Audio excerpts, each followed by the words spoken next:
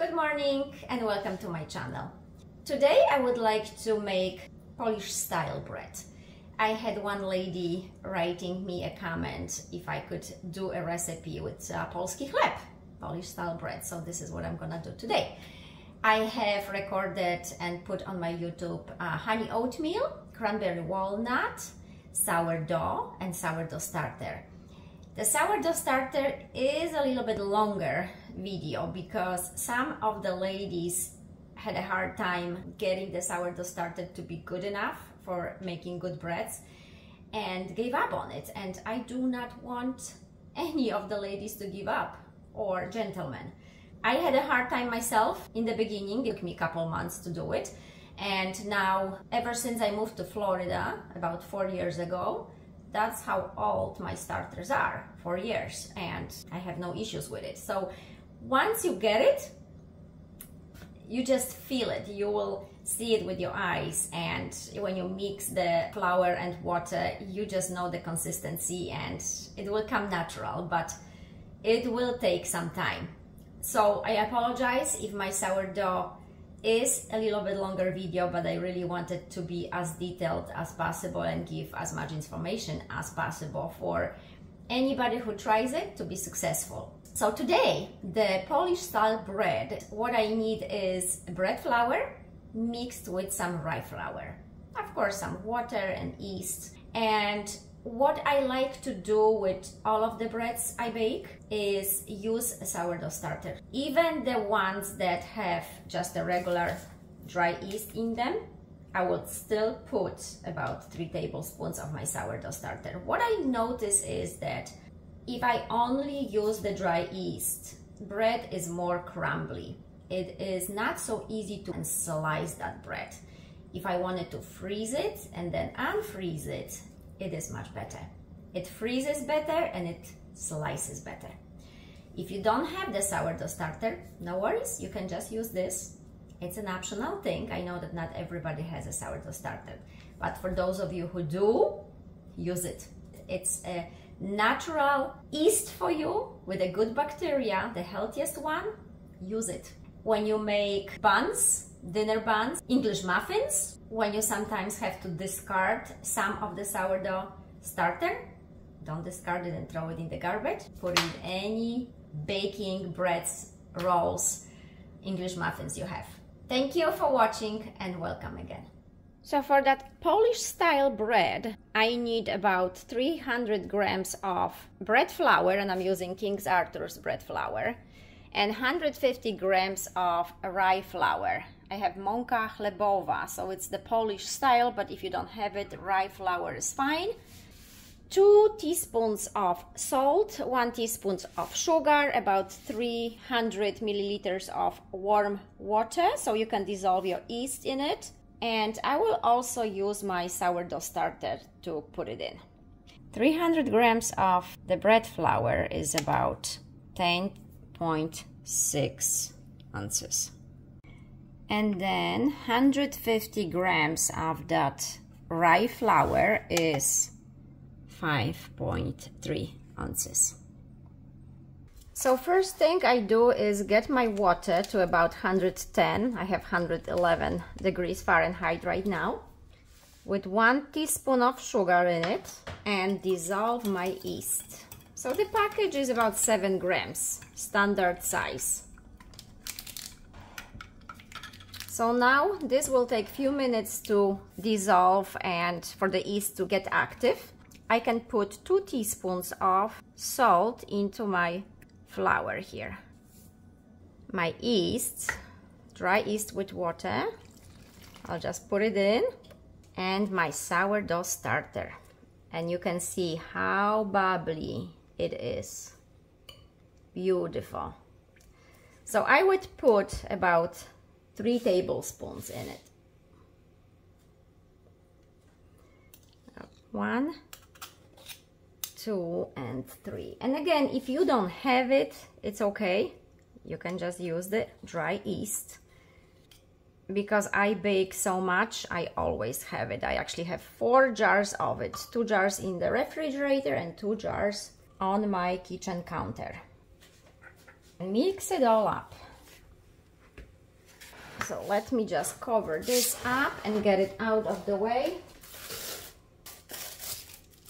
And now I will just use my hands to finish mixing. Once all of it is incorporated, cover it and leave it until it doubles in size. Rye flour doesn't like too much mixing. When you don't see the dry flour, that's enough. And I like to use a scraper, that works really well. So now I will just cover it.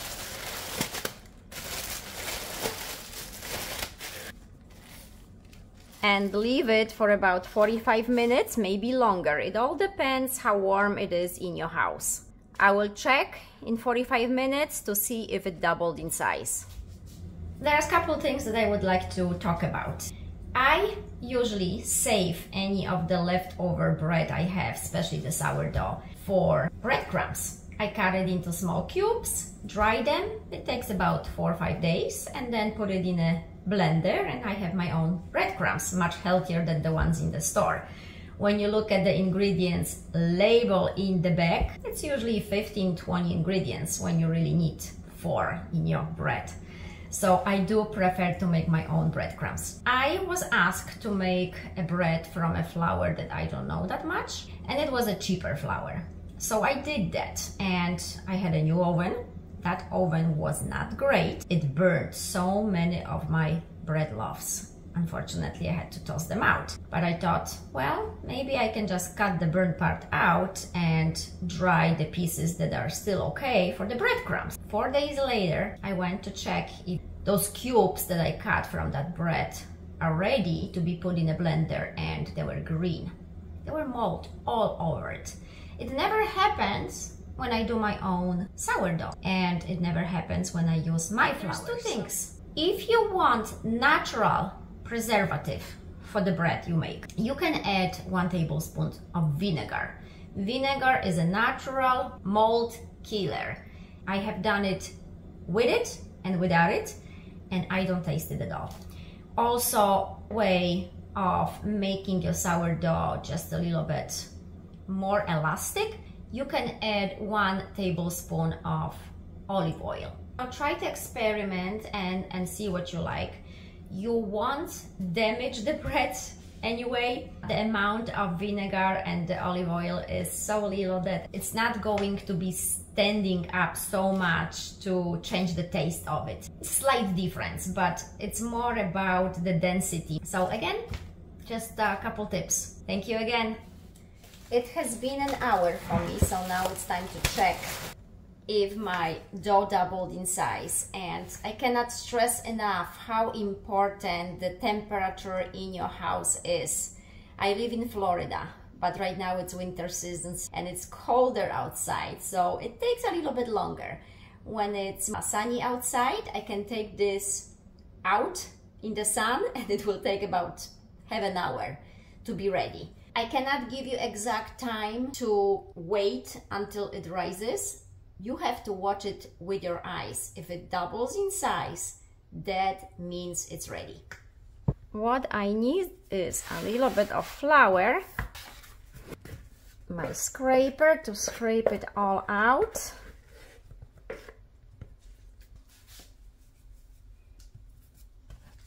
Look how soft it is.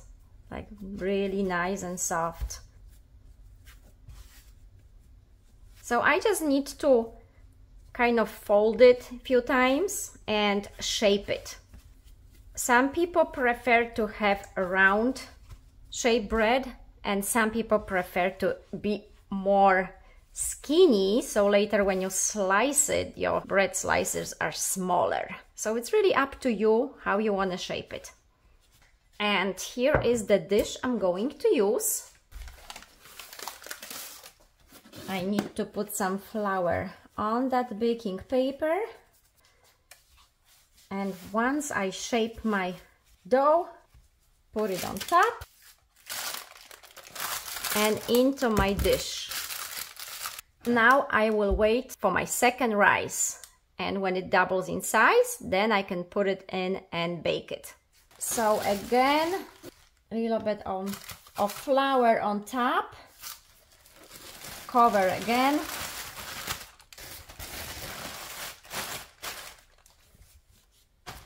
And about another 30 minutes to 45. As you can see here, it doubled in size.